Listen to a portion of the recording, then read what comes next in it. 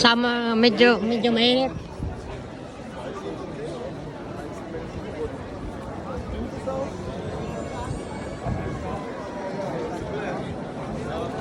Yan.